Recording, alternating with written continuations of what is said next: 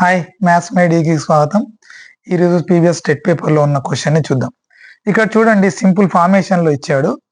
X square minus x minus 20 by x plus 4 is equal to x minus a, x not equal to -4 అయితే a value ఎంత అంటున్నాడు.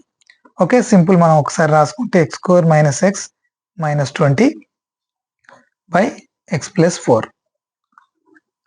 Is equal to x minus a అంటున్నాడు. A value కనుక్కో అంటున్నాడు. A is equal to ఎంత.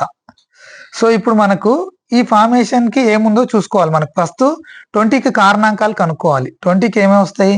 1 × 20, 2 × 10, 5 × 4. So మనకి ఈ 3 రకాల కారణాంకాలు వస్తాయి.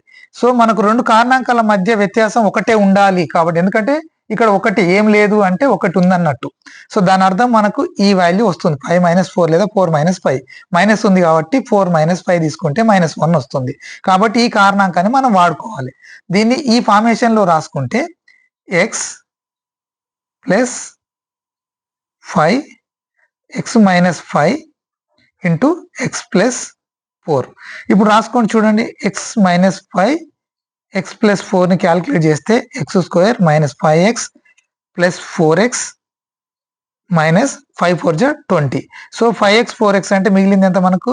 X square minus x minus 20. So form equate ఉంది కాబట్టి దీన్ని కరెక్ట్ రాసుకున్నాం. ప్లస్ x/4 కింద ఉన్న value is equal to x minus a. So ఈ వాల్యూకి వాళ్ళు క్యాన్సిల్ చేస్తే x minus 5 is equal to x minus a. ఎక్స్కి ఎక్స్ క్యాన్సిల్ చేస్తే -5 is equal to minus a. Minus minus cancel చేస్తే a is equal to 5. Answer is 5.